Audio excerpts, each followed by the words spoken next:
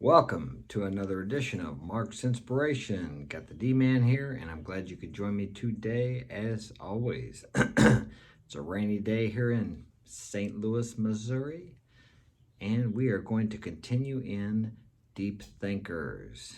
Are you a deep thinker? We're going to touch on some points of deep thinkers and the advantages and maybe some of the disadvantages as a deep thinker you may have. I'm going to continue in this article by, what's his name? Let me see.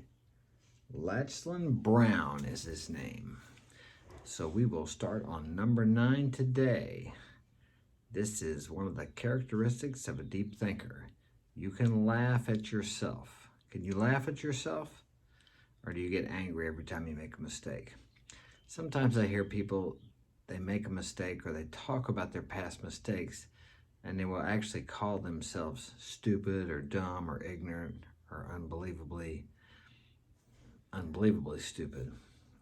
And they say this over and over again. What do you think that programs you to believe about yourself? And what do you think you're going to continue doing? You're going to continue to make those same similar mistakes if you continue to tell yourself you're stupid every time you make a mistake. Excuse me. So let's go. Number 9. Deep thinkers, while they tend to be serious people, are also very forgiving of their nature and know that they are going to make mistakes. You're going to make mistakes in life unless you're not doing anything. Some of the greatest successes in life are some of the greatest failures. Babe Ruth had more strikeouts, I think, than anybody in history, baseball history. But yet he was one of the greatest home run hitters there ever was. McGwire was too, but I think he had a little help from some supplements maybe. But regardless, he still broke the record. So, if you think you might be a deep thinker but think your sense of humor disqualifies you, think again. Deep thinkers are laughers and they love life enough to know that silly things or amazing things happen. Silly things and amazing things happen. Laugh it off and get on with the show. A sense of humor also tells the world that you don't take yourself so seriously, and that makes for a wonderful life in of itself. Yes, don't take yourself so seriously, and other people and other things. I've done that myself in life, and guess what? People don't want to be around someone who is serious all the time. Especially girls. What's the old song? Girls just want to have fun. That's true. Don't be trying to figure them out or think about what they're doing. I've made all those mistakes and it doesn't work. They don't like that. That's no fun. Be fun. Be spontaneous. Have a good time with yourself and with other people. Number 10, you read a lot. Are you a reader? Readers are leaders. And I think one of the reasons that is because reading exercises your brain. Just like you exercise your muscles in the gym, your brain is a muscle. And when you read, that allows new ideas to come into your mind. And it probably opens up new neural pathways. I don't know anything about neuroscience other than what I've listened to other speakers who do know something about it. But your brain is constantly changing and forming. You're not going to think any new thoughts today unless you put something different into your mind today. And you can only do that by reading or listening. Walk with wise men, and you too shall become wise. You become part of what you are around. Very important to remember that. If you continue to put the same things into your mind every day, don't be surprised if you get the same results tomorrow that you had today. Now that's great if you like what's going on in your life today, if you're satisfied with everything you have today. But if you want something different, you have to think something different. And to think something different, you have to put different thoughts into your mind. And you have complete control over what goes into your mind and what you keep in there and what you focus on. And your dominant thinking will be creative in your life. Okay. Deep thinker, you might be if you consume books like you breathe air. I don't know if I consume books like I breathe air, but I do consume knowledge and information like I breathe air. I'm constantly listening to speakers on YouTube. I'm constantly reading, contemplating, meditating. I can do that because I'm an entrepreneur, self-employed, however you want to say it. So I have a lot of freedom in what I do. So I have a lot of time while I'm working to listen to people speak on topics and things I want to learn about. And you can too. Even if you're not self-employed, you can find the time to do that. Instead of watching TV tonight, watch or listen to something or read something that will stimulate your mind, that will make your mind grow. Because when your mind grows, your world expands and your outer world will change. Trying to find your place in the world is easier when you're open to learning new things and consuming information that helps you grow. The difference is that people who are shallow thinkers consume information for entertainment. And there's nothing wrong with entertainment. I've been watching this Ray Donovan series on Amazon. I may watch about 2 series a year. I think the last one I watched was The Vikings, okay? But you don't want to spend too much time watching TV. I mean, if you're watching documentaries or something that you need to learn about to progress in your mission or your vision, your goals, that's fine. But to sit around and watch 2 or 3 or 4 hours of TV every night, it's just a waste of your life. What are you going to do? Look back on your life and say, well, you know what? I spent 6,000 hours watching TV. What a wonderful memory. You probably don't even remember half of the shows that you've watched. So use your time wisely, because the most valuable thing you have in life is your time. I don't care how much money you have or how much power or how much fame. When the time comes, you cannot buy or manipulate any more time out of life. So think about that. Use your time wisely. Each of us only have so much time. Value your life today. Live in today. Enjoy what's going on today. Because it's always today, it's always now, it's always the present moment.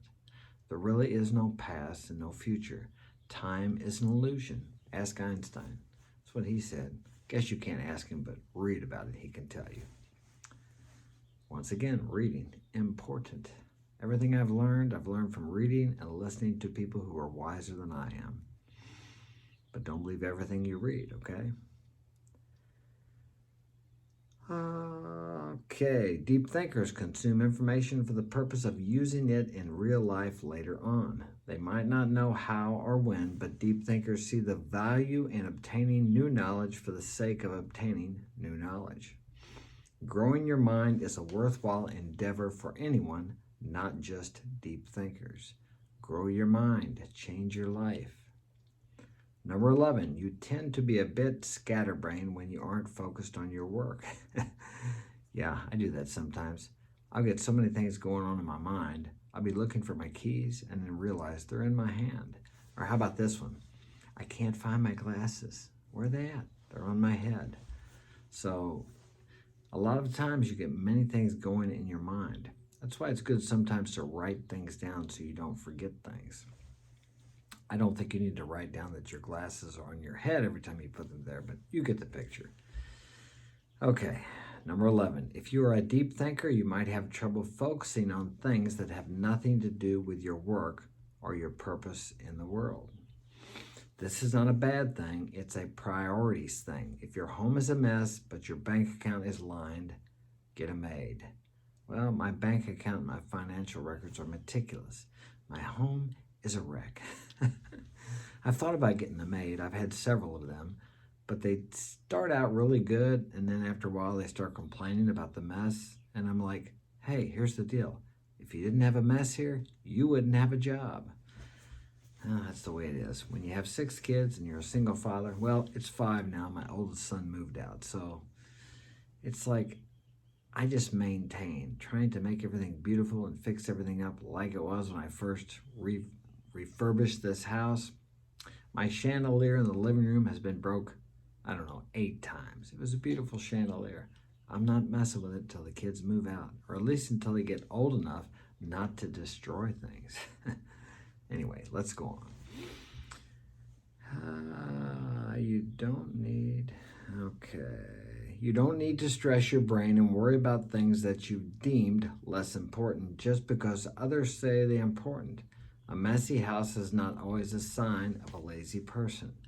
Well, I'm certainly not lazy. I don't sit around and do nothing anytime during the day. I'm always doing something with my time. As I said, probably the only waste of my time, if you want to view it as a waste, is when I watch a series once or twice a year. They may last for 3 weeks and 45 minutes a night or an hour. Okay, that's entertainment for me. Other than that, I don't really have entertainment. My work, I love what I do. I like working out. These are forms of entertainment for me. Sometimes just sitting outside when I'm on the job out in the country and just looking at the landscape and the trees, that I get great satisfaction and fulfillment out of that. Okay. It could be a sign. A messy house is not always a sign of a lazy person, like he said. It could be a sign of a deep thinker who has better things to focus on than laundry and dishes. Well, I definitely know I do. Maybe I will. I have a cleaning lady that lives right next door. She's a Spanish. I think she's a Mexican. I've thought about having her come over here and clean just a little bit. Maybe just my room. Okay, 12. You love to learn. Deep thinkers love learning almost as much as they love life. It's the thing that makes life interesting for them. There's an entire world of adventure and opportunity out there, and deep thinkers get that you can't see all of it, but you can learn much. You can learn about as much of it as possible. Whether learning for formal academia or life skills, deep thinkers long for a time alone with learning materials and experiences to make meaning and find value in what they are doing. Very good. Problem solvers, 13. Deep thinkers are incredible problem solvers. They're constantly thinking and understanding the different perspectives that simplistic people simply can't comprehend. They are less likely to make mistakes as they've taken the time to think about all the different options. I've made a lot of mistakes. I think if you're doing something, you're going to be making mistakes. You may make less mistakes, but you just cannot foresee everything that's going to happen. For example, we went to the job yesterday. I had everything set up and we started spraying the doors, and the ceiling in the basement was low, so it made it difficult to move the doors around. Usually that's not the case. So that was one thing that we missed. There were several other things that were new situations or challenges, we'll say, and I've sprayed a lot of doors in a lot of places. But these things, I got cut off there. I think I stopped at, I sprayed a lot of doors in a lot of places, and you cannot foresee every problem that's going to arise during the day. So you have to be able to confront these challenges and face them with confidence and a peaceful mind so they don't overwhelm you. There may be days when you do the same thing you've done many times when these challenges arise. So as a thinking man, you have to stop and relax. Don't get upset or frustrated. It's easy to do when you have one little situation after another, which you may have during the day. Look at these things as resistance, as character building opportunities, because that's what they are. You will never get stronger and grow in character, which you must have if you have a high vision of success, because when you get there, if you don't have the character to handle it, you will self-sabotage, or you will destroy yourself, or you will not be able to take the pressure. Things that I can do today and handle today, maybe 5 years ago, would have just about pushed me over the edge. So all these are opportunities for growth. So God gave you a brain to use, and use that to overcome these little daily challenges, and realize that you can't plan your day and expect it to go exactly as you planned. One good thing to do is to make a plan for your day, and then at the end of the day, look at your day and see how it went. Now you tell me who's in charge. It's not you, okay? All you can do is react positively when things don't go your way. That's all you can do. and think about how you would rather it went. Review your day, think about how you would have liked it to go, and focus on that. Don't focus on what happened or how terrible it was or, oh my God, I hope tomorrow's not like that. Think about the good things in your day, because there are many, many more good things that happen to you during the day than bad things. But we tend to focus on the what we call bad things, but they're all moving you towards your goal and your vision. Okay, that's all I have time for today. Thanks for joining me. Smash that like button, share this with a friend, and subscribe. See you tomorrow.